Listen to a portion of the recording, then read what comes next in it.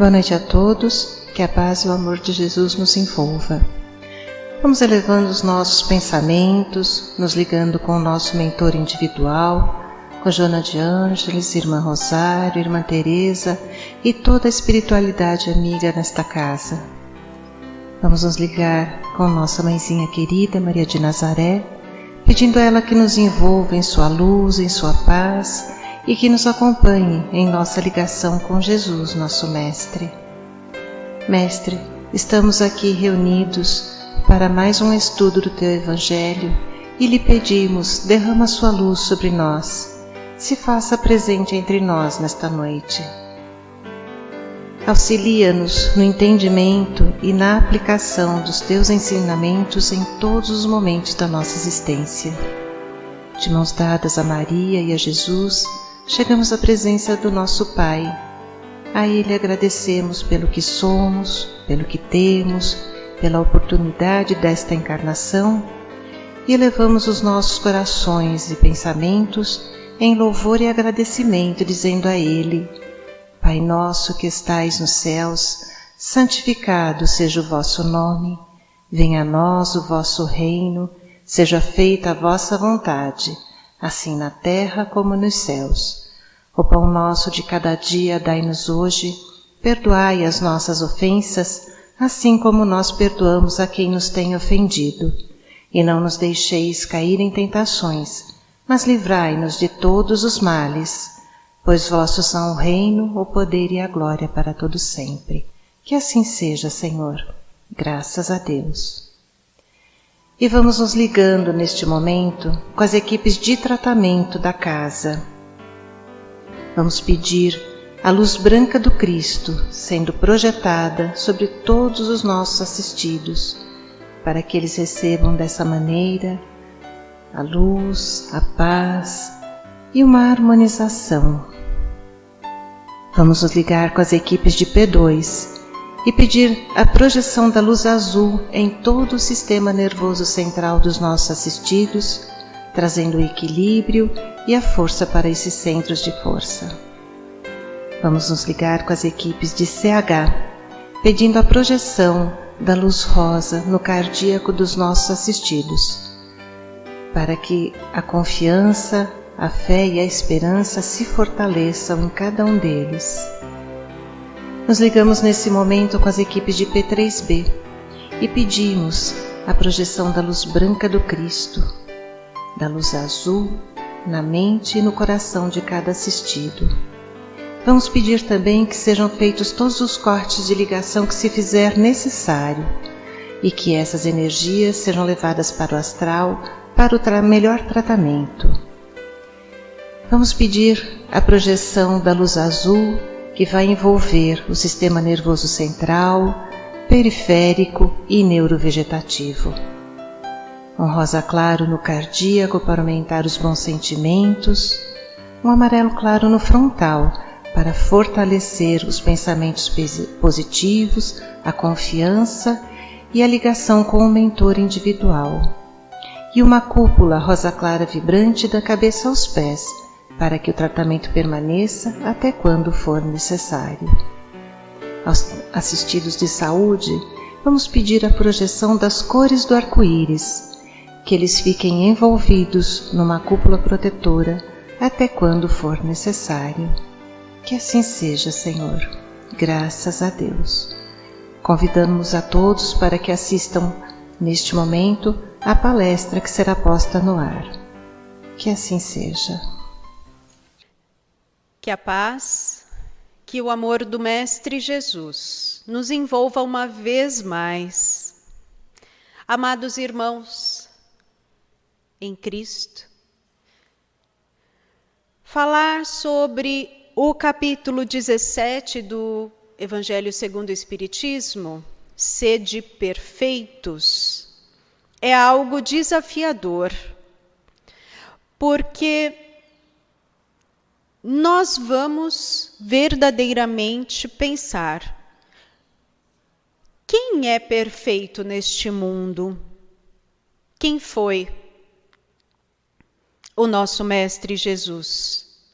Então, Ele é o nosso exemplo, ele é a nossa diretriz. Pensar em Jesus é pensar na perfeição. Então vamos pensar a respeito deste capítulo, quando no capítulo se fala sobre o dever. O dever deve ser primeiramente conosco e depois para com o próximo. O dever eleva o coração do homem. Por que primeiramente conosco? Porque a partir do momento que nós exercitarmos a boa vontade, a partir do momento que nós cuidarmos de nós, no sentido de deixarmos a nossa mente sã, o nosso corpo o mais saudável possível, se assim o conseguirmos, teremos condições de praticar a caridade, o amor para com o próximo. Onde começa? Aí, o capítulo nos transporta a esta pergunta: onde começa o dever e onde termina? Porque se existe um começo do dever, deve existir um fim. Então ele explica: começa no ponto que ameaçais a felicidade e a tranquilidade do outro. Nós temos por obrigação de não quebrar a tranquilidade e a felicidade com o outro. Nós temos por obrigação. Então, em contrapartida, nós temos o dever de auxiliar, e não de prejudicar, e sim de auxiliar.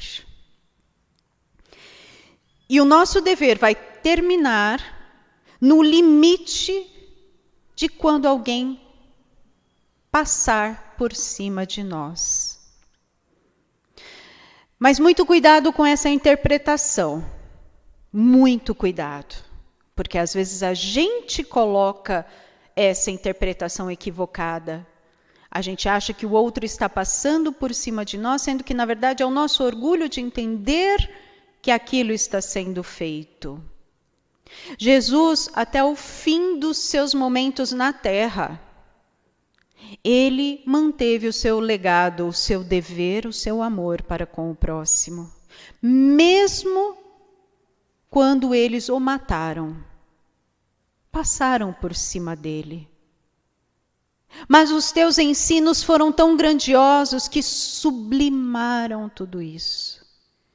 E que os seus ensinos ainda são fortes revelações para o nosso coração. Deus, infinitamente justo e bom, nos oferta a dor a todos. Sejam humildes, sejam orgulhosos, ambos têm dores. Sejam os abastados ou não, os ricos e os pobres têm dores. Os doentes e os sãos têm dores. E assim, vamos englobar toda a humanidade. Todos nós sentimos a dor um dia. E o que é essa dor? Por que temos o exercício da dor? Para pesar o mal que se pode fazer para o próximo. Exatamente para isso. E para desenvolver em nós a vontade, sim, de auxiliar, a vontade de progredir. Do dever nasce a razão. Se unirmos, faremos o que deve ser feito. O dever dá à nossa alma um vigor que nos leva à evolução, reanima a alma, porque quando nós podemos fazer algo para o bem, para o outro, para a humanidade, a nossa alma fica revigorada, Cada um de nós já experimentou algo assim. A nossa alma respira melhor, tem fôlego para continuar. E nós temos dever para com todos. E nós vamos entender esse dever através de uma história, uma fábula, um rato e uma fazenda. Essa história é assim. O rato, que morava ali na casa da fazenda, viu que a dona colocou um pegador de ratos, uma ratoeira, perdoe-me, fugiu a palavra. Colocou uma ratoeira e ele ficou desesperado quando viu a ratoeira. Então ele correu até a galinha e falou: senhora galinha, viu o que a dona fez? Colocou uma ratoeira na casa. E a galinha falou: e daí? Eu não passo por lá. Tanto faz se ela colocou, se ela não colocou, para mim tanto faz. E o ratinho ali, desesperado, não conseguiu apoio, não conseguiu auxílio da galinha, correu até o porco e contou ao porco: senhor porco, me ajude. A dona da casa colocou uma ratoeira. E o porco deu de ombros. E daí? É tão pequena e não vai interferir em nada na minha vida. O ratinho, não conformado, correu até a vaca e contou a ela: senhora vaca, veja só o que aconteceu. Naquela casa existe uma ratoeira. E a vaca: uma ratoeira? É, mas a ratoeira não faz mal nenhum a uma vaca. Então, tudo bem. Nenhum dos 3 animais deu atenção ao rato. E um dia, a ratoeira desarmou. E quando estava meio escuro, e a dona da casa correu até lá, e quando ela chega perto, pegou o finzinho do rabo da cobra, de uma cobra. E essa cobra imediatamente picou a dona da casa.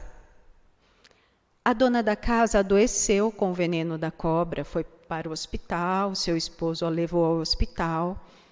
Voltou para casa ainda muito convalescente. E o que se faz geralmente quando a pessoa está doente? Uma canja. Foi isso que o dono da fazenda fez. Fez uma canja com a galinha. Só que ela não melhorava, a dona da casa não melhorava, e muitas pessoas vinham visitá-la porque ela era uma pessoa muito querida. E o dono ali da fazenda, para poder alimentar essas pessoas que vinham visitá-la e ficar ali com ela, ele matou um porco. Ou seja, aquele porco que não deu ouvidos ao ratinho. E o que aconteceu? A dona da casa faleceu. Falecendo, vieram muitos familiares para o seu velório, para o seu enterro. E o dono da fazenda foi obrigado a matar a vaca para alimentar a todos que ali estavam visitando. Bem, qual é a moral dessa história? Nós precisamos dar ouvidos às pessoas que chegam até nós, mesmo imaginando que o problema dela não tem nada a ver conosco. Mas um dia pode vir a ter. O problema dela não é só dela. O problema dela é algo sério, que pode impactar em nossas vidas futuramente. Por que não auxiliar? Por que não ouvir? Por que não dar um ombro amigo? Esta fábula é muito interessante e é um raciocínio para nós. Então, aí a gente percebe que o dever, ele é um combustível mesmo.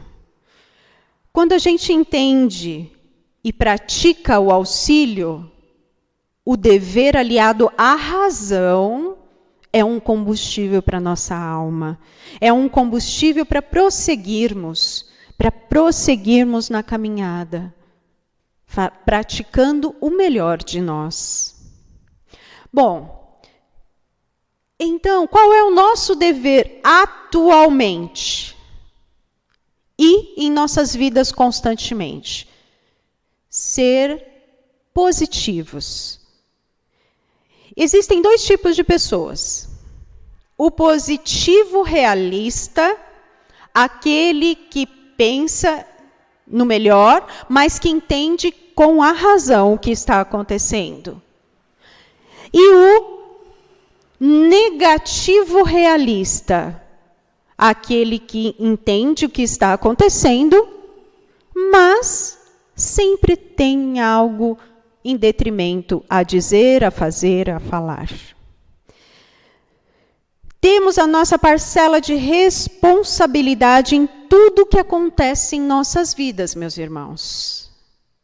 Então, cabe a nós escolhermos o que queremos ser, positivos e realistas ou realistas e negativos.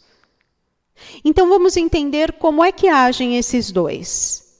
Bom, o positivo, ele vai diagnosticar algum problema, vai diagnosticar o que está acontecendo. E aí, o que ele faz em seguida? Identificou? Ele vai procurar, ele vai pensar em soluções. Como conviver em harmonia com aquele problema, com aquela dificuldade. E aí, ele liga a sintonia do que é possível fazer hoje. Sintonia, vamos imaginar aquele radinho de antigamente, que a gente acionava o botão ali, ele se movia com aquela linguetinha vermelhinha, ia de uma estação para outra. Então, o positivo, ele vai se sintonizar naquilo que é possível, naquilo que é mais adequado, naquilo que vai lhe trazer uma certa harmonia. O negativo. O negativo, ele detecta, ele vai diagnosticar ali o problema, assim como o positivo. Só que, ao invés de pensar em soluções, ele vai pensar no problema em si. Ele vai focar no problema em si. E aí, ele vai continuar pensando no problema. E não em como viver em harmonia com aquele problema. E aí, esse problema, ele vai crescendo, crescendo, aquilo vai tomando um tamanho, uma forma, que às vezes se torna um monstro. E ele acarreta para si algo chamado desânimo. E abandona qualquer tentativa de solução. Esse é o pessimista. Nós precisamos encarar a vida de maneira mais leve. Chegou até nós a tal pandemia. Ela é real. Ela está aí. Está levando muitos dos nossos companheiros, adoecendo outros, muitos de nós. O que fazer então? Ficar só focado nas notícias ruins, ficar só focado que ela é algo ruim, que pode matar e que vai levar para a UTI? Ou pensar, o que eu posso fazer hoje? Hoje, eu posso higienizar constantemente as mãos, eu posso, ao sair, tomar muito cuidado, usar máscaras, eu posso, ao chegar em casa, deixar o sapato num local em que não interfira, tirar a roupa, colocar para lavar, tomar banho e assim por diante. Tentar viver o mais harmoniosamente possível. Problemas financeiros, o mundo está enfrentando. O mundo, não é só um ou só outro. Então, o que podemos fazer? Focar no positivo. 2 exemplos aqui. Thomas Edison inventou a nossa lâmpada, o que hoje é algo que a gente nem se dá conta, nem lembra que existe uma lâmpada, nem lembra que existe eletricidade, enfim. É algo tão rotineiro nas nossas vidas e tão essencial. Mas não existia lâmpada antigamente. Ele perdeu, antes de inventar a lâmpada, ele foi perdendo a audição. Ele era um jornaleiro, ou seja, tinha uma função simples. Era um homem comum. Só que ele tinha o desejo de inventar coisas, aquilo alimentava a alma dele. Ele não focou na perda de audição. Ele focou no desejo de inventar, na vontade de criar algo novo. Quantas vezes será que ele errou? Quantas vezes ele fracassou? Inúmeras. Só que ele teve diversos descobrimentos. Ele inventou a lâmpada, ele criou o fonógrafo, que é uma espécie de gravador, ele criou o cinetógrafo, que era uma espécie de início do cinema, onde você colocava os olhos e via ali alguma cena, minimamente uma cena. Ele inventou o microfone que utilizamos hoje, o microfone que é utilizado até para aparelhos auditivos, enfim, o que permite com que falemos com as pessoas ao telefone, seja ele com fio ou sem fio. Ele não desanimou, ele teve muitos fracassos. Podemos relembrar também de Albert Einstein. Albert Einstein era um aluno, um garoto, que não ia nem tão bem nem tão mal na escola. Ele era mediano, um aluno mediano. Quando ele se formou na faculdade de matemática e de física, ele ficou desempregado vários anos. Ele tinha namorada, essa namorada engravidou, ele casou, ele tinha dificuldades no relacionamento, no matrimônio. Ele não tinha tempo, porque ele tinha que correr atrás das coisas. Mesmo assim, ele continuou estudando, ele fez o doutorado. E aí, ele foi testando fórmulas e fórmulas, errando, acertando, mais errando do que acertando. Até que trouxe um legado científico para a humanidade. Esses exemplos são reais.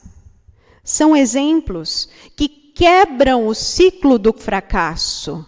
O fracasso faz parte das nossas vidas. Porém, como vamos lidar com esse fracasso? Aí é que mora a questão.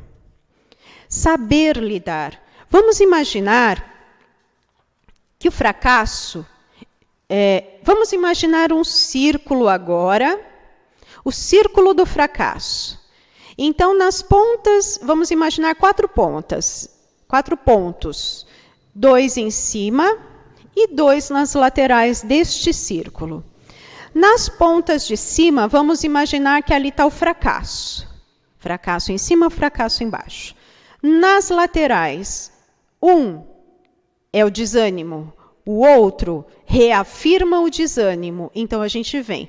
Depois de um fracasso, eu vou reafirmar o meu desânimo. Aí, se eu tentar de novo, o que vai acontecer? Eu vou fracassar. Fracassando, eu desanimo. Desanimando, é um fracasso moral. E assim é um círculo.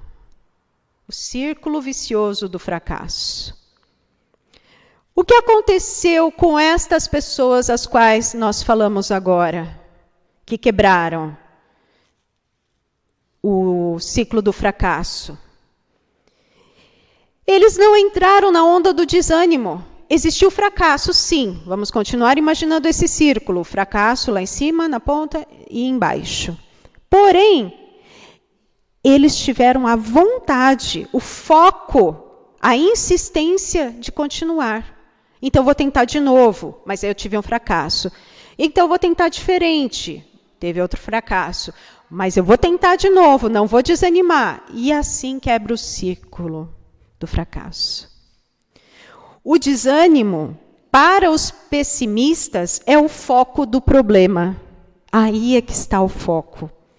Resolver a equação é o foco do otimista.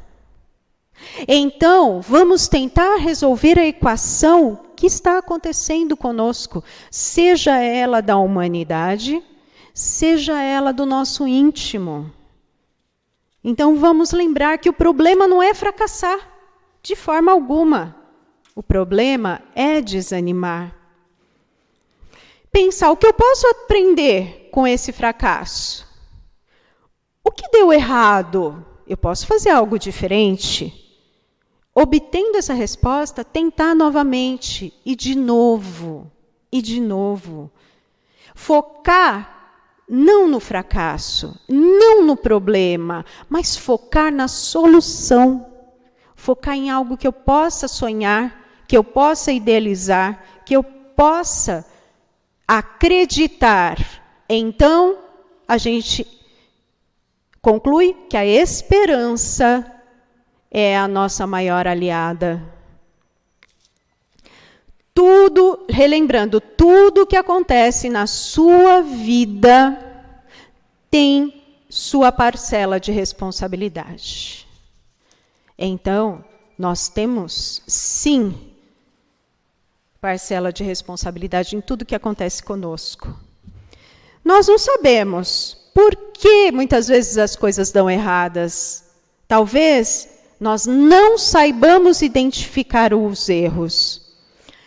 Vamos lembrar daquela passagem que Jesus chega à casa de Lázaro. Lázaro, aquele que Jesus ressuscitou. Ele chega lá e são 3 irmãos, Lázaro, Marta e Maria. E eles ficam tão felizes com a presença do mestre ali. E o mestre começa a falar sobre as coisas importantes da vida. Lázaro e Marta sentam à frente dele e ficam embevecidos. Maria corre de um lado para o outro, tentando arrumar a casa com os afazeres domésticos, preparando a alimentação para o mestre e organizando a sua hospedagem, que ela fica tensa e fala, mestre, peça a Marta que me ajude.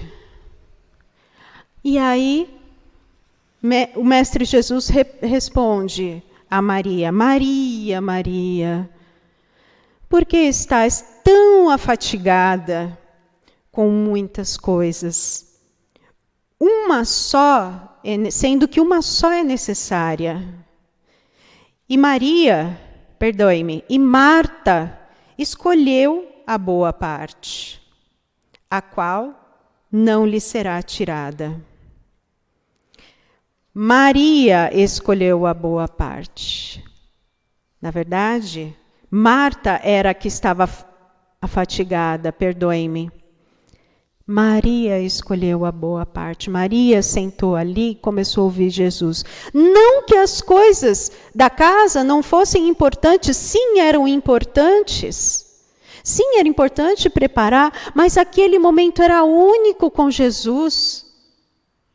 Os momentos são únicos nas nossas vidas.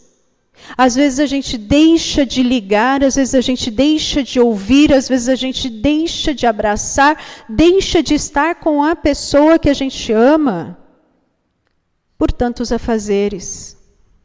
O mundo, eu ouvia recentemente que todo mundo precisava de mais tempo. Eu queria mais tempo com a minha família, eu queria mais tempo para descansar. Enfim, hoje, muitos de nós está tendo tempo, está ficando em casa por conta da pandemia. E continua reclamando. Eu estou em casa, não estou ganhando. Eu estou em casa, eu estou ficando deprimido. Eu estou em casa. Enfim, muitos são os porquês. Aproveitemos cada momento. Assim como Jesus orienta a Marta. Vamos cuidar das coisas importantes. Orar nesse momento é muito importante para nos manter no equilíbrio e doar as nossas energias para o planeta também é muito importante. Então, meus irmãos, vamos agora agradecendo ao Pai pela oportunidade de conversarmos a respeito de coisas muito boas, de relembrarmos os ensinos de Jesus.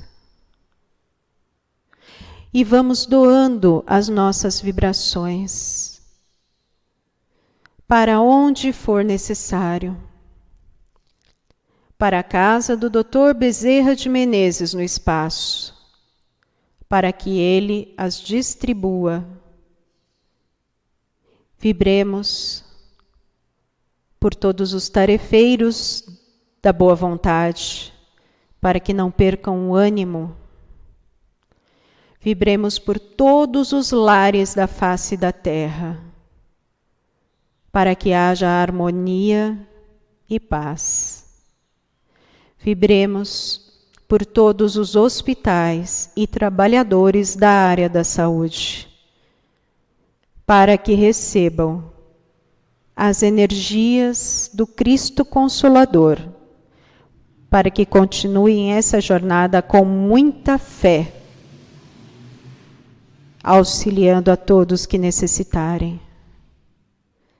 Vibremos por toda a velhice esquecida, por toda a criança desamparada, por todos aqueles que têm fome e sede de justiça, pelo nosso Brasil amado, por seus governantes, por seus assessores, para que governem pelo bem da humanidade, pelos nossos lares e por todos. Que assim seja, graças a Deus.